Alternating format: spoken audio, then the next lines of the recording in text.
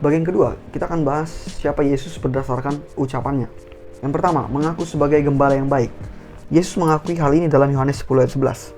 Gelar ini tidak dimiliki oleh siapapun dalam Perjanjian Lama selain oleh Tuhan Allah itu sendiri. Dalam Mazmur 23 dan Yeskiel 34, Allah adalah gembala yang baik. Dan melihat Yesus mengakui bahwa dirinya adalah gembala yang baik itu, sama dengan dia mengakui bahwa dirinya lah Tuhan yang di PL itu. Yang kedua, Yesus mengaku sebagai Mesias. Pengakuan Yesus sebagai Mesias adalah pengakuan yang bersifat ilahi. Dalam Matius 16 ayat 15-17, ketika Yesus berkata kepada murid-muridnya, "Kata kamu, siapakah aku ini?" Petrus menjawab, "Engkau adalah Mesias." Mengingat Yesus sangat frontal, kalau ternyata ungkapan Petrus itu salah, maka tentu Yesus akan menegur dan bahkan menghardik dia dan memperbaiki atau mengoreksi ucapannya itu. Seperti kasus lain yang pernah kita lihat saat Yesus berkata bahwa dirinya akan menderita, Petrus mengatakan, "Guru, hal itu tidak akan terjadi kepadamu." Lalu Yesus bilang apa? "Enyahlah kau iblis." Kenapa? Karena ungkapan Petrus itu salah. Dan Yesus yang sangat frontal dan sangat straight ini, dia langsung menegur Petrus dan menyatakan bahwa itu salah. Nah, di sini kalau Petrus salah dengan menyatakan Yesus adalah Mesias, tentu Yesus sudah menghardiknya atau menegurnya. Kau salah, aku bukan Mesias." Seperti itu. Namun berbeda di sini, Yesus tidak sedikit pun membantah atau mengoreksi Petrus. Sebaliknya ia justru mengkonfirmasi hal itu dengan berkata bahwa yang menyatakan hal itu kepada Petrus adalah Bapa di surga. Nah, di sini jelas Yesus mengaku sebagai Mesias, mengkonfirmasi hal itu. Dan Mesias di Perjanjian Lama adalah Allah yang perkasa, Bapa dari kekekalan, tuannya Daud. Dan Yesuslah orangnya, dia sendiri yang mengakuinya. Yang ketiga, aku dan Bapa adalah satu. Well, ini adalah pernyataan yang sangat mengguncang bagi pemimpin Yahudi. Di Yohanes 10 ayat 30, Yesus berkata bahwa dia dan Bapa adalah satu. Setelah ucapan itu, para pemimpin Yahudi hendak melempari dia dengan batu. Respon ini sangat jelas karena mereka melihat ungkapan Yesus itu sebagai penghujatan kepada Tuhan Allah. Karena ia sedang menyamakan dirinya dengan Tuhan Allah. Dan itu penghujatan. Dan hukuman bagi penghujat Allah adalah dilempari batu sampai mati. Jadi di sini jelas Yesus mengakui bahwa dirinya adalah Tuhan Allah. Yang keempat, Tuhan atas Sabat. Dalam Matius 12 ayat 8, Yesus pernah berkata bahwa dia adalah Tuhan atas Sabat. Kalau kita mengerti Perjanjian Lama, maka hal ini sangat jelas bahwa Yesus menyatakan dirinya sebagai Yahweh, yang mana adalah Tuhan atas hari Sabat. Karena Sabat adalah hari kudus bagi Allah, dan Yesus menyatakan bahwa dia Tuhan atas hari itu. Berarti itu sama dengan menyatakan bahwa dialah Allah sendiri. Karena kalau aku berkata, aku adalah Tuhan atas tanah ini, itu berarti akulah yang memiliki tanah tersebut. Dan sekarang Yesus menyatakan bahwa dia adalah Tuhan atas Sabat. Itu berarti dia pemilik Sabat. Dan siapa pemilik Sabat di Perjanjian Lama? Tidak lain tidak bukan adalah Tuhan Allah itu sendiri. Dengan ini berarti Yesus mengakui bahwa dia adalah Tuhan Allah itu sendiri, sang pemilik Sabat. That's it. Kelima, sebelum Abraham ada, aku telah ada. Dalam Yohanes 8 ayat 58, Yesus pernah berkata kepada orang-orang Yahudi, "Sesungguhnya sebelum Abraham jadi, aku telah ada." Ini adalah klaim yang luar biasa yang punya dua arti mendalam. Pertama, Yesus mengklaim bahwa dia sudah ada sebelum Abraham. Dan ini membantah tuduhan yang mengatakan Yesus hanyalah manusia biasa yang sebelum lahir ke dunia, ya belum ada. Yang kedua, yang paling penting, terjemahan bahasa Inggris dari ayat ini lebih tepat. Before Abraham was born, I am. Jika kita mengerti konteksnya, maka hal ini jelas. Dengan mengucapkan ini, Yesus sedang menunjukkan bahwa dirinya adalah Allah itu sendiri. Karena hanya Allah lah yang menyatakan dirinya sebagai I am. Yaitu ketika Musa sedang berbicara kepada Allah di semak yang terbakar. Allah berkata, I am that I am. Aku adalah aku. Dan inilah sebabnya kenapa orang Yahudi mau melempari dia dengan batu saat itu. Setelah ucapan itu. Karena mereka tahu konteksnya. Bukan seperti kita pembaca modern zaman sekarang yang gak ngerti apa maksudnya. Orang Yahudi paham benar maksudnya. Bahwa Yesus sedang mengatakan bahwa dirinya lah I am itu. Yaitu Allah yang menyatakan diri kepada Musa di Keluaran. Yesus sedang menyatakan dirinya. Dialah si I am itu. Makanya orang Yahudi marah. Karena ini sekali lagi dia menyamakan atau menyebut dirinya sebagai Tuhan Allah. Makanya mereka mau melempari Yesus dengan batu. Yang keenam, omnipresent. Dalam Matius 28 ayat 20, Yesus berkata bahwa ia akan menyertai murid-muridnya sampai kepada akhir zaman. Hal ini menyatakan dua poin. Pertama, Yesus menyatakan bahwa dia kekal karena dia terus ada sampai akhir zaman dan kapanpun juga.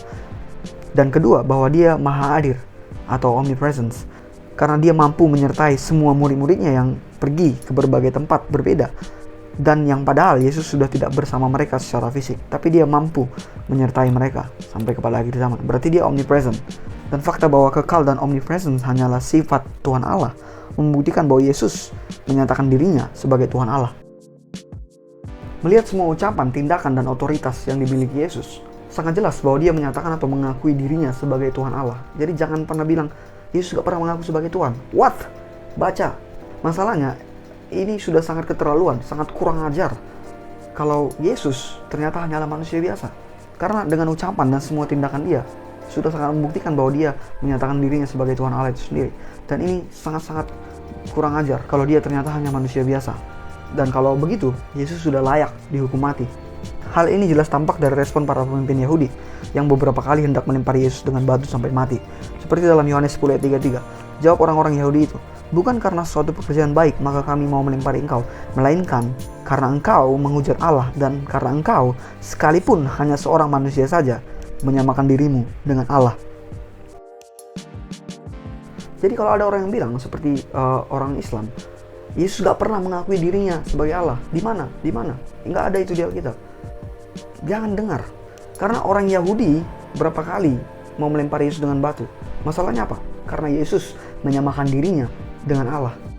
Mereka lebih paham konteks perkataan Yesus. Dan mereka kesal karena Yesus mengakui diri sebagai Allah. Sementara orang sekarang bilang, Yesus gak pernah ngaku sebagai Allah. What? Jadi itu apa? Kalau Yesus gak mengaku sebagai Allah, orang Yahudi gak usah capek-capek mau lempar dia dengan batu. That's it. Dan hal yang lebih aneh adalah kalau Yesus memang manusia biasa, tapi dia berkali-kali mengaku dan menyatakan diri sebagai Allah, kenapa Allah nggak sekalipun menghardik Yesus dan memurkai dia? Bahkan nggak ada satupun tanda di Alkitab bahwa Allah menentang Yesus. Padahal coba lihat iblis, dia langsung dibuang dari hadapan Allah karena hendak menyamakan diri dengan Allah. Itu ada di Yesaya 14 ayat 12-15. Dan contoh yang lebih dekat dengan zaman Yesus, Raja Herodes langsung mati dan dimakan cacing-cacing karena mengklaim bahwa ucapan dari mulutnya adalah suara Allah. Kisah Para Rasul 12 ayat 20-23. Melihat dua sosok ini, iblis dan Raja Herodes yang mengakui dan menyamakan dirinya dengan Allah, langsung dimurkai Allah. Sangat aneh kalau Yesus tidak dimurkai, padahal dia mengaku juga berkali-kali mengakui diri sebagai Allah. Padahal dia cuma manusia biasa. Atau ini membuktikan bahwa memang dialah Tuhan itu, makanya dia mengaku sebagai Tuhan, menyatakan diri sebagai Tuhan Allah. Gak apa-apa, toh memang iya. Dengan semua tindakan dan ucapan Yesus, apa masih ada yang berani bilang Yesus gak pernah mengaku sebagai Tuhan? Di mana dia mengaku sebagai Tuhan? What? Jadi dari tadi itu apa? Makanya belajar dan pahami dengan baik. Jangan cuma dengar-dengar argumen yang gak berbobot seperti dari tokoh-tokoh yang aku bilang tadi. Di mana pernah Yesus mengaku sebagai Tuhan? Gak pernah. Well, kita nggak perlu mendengar Yesus berkata, "Akulah Tuhan dan sembahlah aku." Woi, aku Tuhan dan sembahlah aku. Nggak perlu. Tapi kita bisa melihatnya dari semua tindakan dan otoritas yang Yesus punya. Yang mana cuma Allah lah yang punya tindakan dan otoritas seperti itu. Dan kita bisa melihatnya dari semua ucapan Yesus. Yang mana cuma Allah lah yang layak mengucapkan itu. Dan nggak satupun yang lain. Aku mau bilang untuk kita semua, jangan konyol. Jangan konyol. Kalau kalian nggak mau dengar apa kata Konsili Nikea, nggak usah pakai Konsili Nikea. Konsili Nikea nggak pernah ada juga, nggak apa-apa. Kalau kalian nggak mau dengar kata-kata Paulus, nggak usah dengar kata Paulus. Kalau kalian nggak mau dengar kata murid-muridnya, nggak usah dengar kata murid-muridnya. Dengar aja apa kata Yesus. Apa kata Yesus tentang dirinya. Apa tindakan, otoritas, dan ucapan yang pernah Yesus lakukan dan katakan. Itu simak. Dan jangan malah dengerin kata-kata argumen-argumen yang nggak berbobot seperti Zakir Naik tadi. Di mana Yesus pernah menyatakan, "Akulah Tuhan dan sembahlah aku"? Di mana? Ya udah, sekali lagi aku bilang, di mana Yesus pernah berkata, "Aku bukan Tuhan dan jangan sembah aku"? Jadi menuntut bukti pengakuan diri seseorang cuma dari pengakuan verbal dan nggak terima bukti lain, itu konyol. Lagian apa nggak terbalik ya? Kalau ada orang yang mengakui dirinya dengan mulut bahwa dia adalah ini, disitulah kita harus minta bukti nyata kalau dia emang seperti yang dikatakannya. Tapi kalau ada orang yang menyatakan dan sudah melakukan hal-hal yang hanya bisa dilakukan oleh orang yang benar-benar adalah itu, apa kita masih menuntut? Mana pengakuan verbalmu? Pengakuan dari mulutmu? Kalau nggak ada, aku nggak akan percaya. Semisal aku terus berkata, "Aku adalah pemain bola yang sangat hebat." Nah di situ kalian baru menuntut bukti. Mana bukti aku pemain bola yang sangat hebat? Tapi kalau seandainya aku nggak pernah berkata sekalipun bahwa aku adalah pemain bola yang hebat, tapi kalian lihat aku bergabung ke Liga Inggris, bergabung dengan Manchester United, lalu mencetak gol 40 gol setiap musim, lalu memenangkan Liga Inggris, Liga Champions, lalu bahkan mendapatkan Ballon d'Or 8 kali. Apa itu masih nggak cukup membuktikan? Apa tindakanku, pencapaianku, atau yang kulakukan itu nggak cukup membuktikan bahwa aku pemain bola yang hebat? Apa kalian masih nuntut? Mana dia pernah bilang aku adalah pemain bola dan aku hebat? Nggak ada, nggak pernah. Kalau dia nggak pernah bilang itu, aku nggak percaya dia pemain bola dan dia hebat. Aku nggak percaya, sorry, aku nggak percaya. Itu buta, itu argumen yang buta, argumen yang konyol. Nggak perlu aku ngakui diri sebagai pemain bola yang hebat kalau aku sudah punya semua pencapaian tadi. Semua orang bisa lihat. Jadi hanya orang konyol lah, nggak berbobot, yang bilang mana dia mengakui dirinya sebagai pemain bola. Mana, dia nggak pernah bilang. Aku nggak percaya dia pemain bola yang hebat. Dia nggak pernah bilang. What? Konyol. Oke, sekian untuk pembahasan siapa Yesus menurut dirinya sendiri.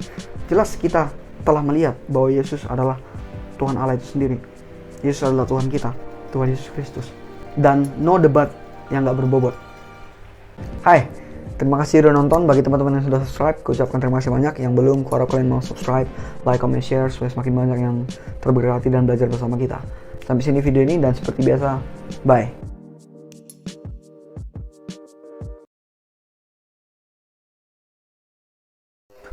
Karena kalau aku